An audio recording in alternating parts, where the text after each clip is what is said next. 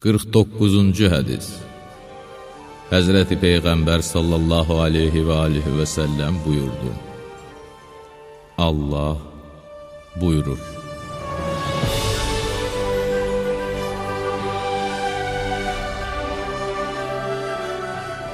hər vaxt mömin üçün dünya və axirət xeyrini bir yerə cəm etmək istəsəm, Allahdan qorxan qəlb, zikr edən dil, bəlada səbirli olan bədən və möminə olan həyat yoldaşı verərəm ki, hər vaxt baxsa, onu xoşhal edər.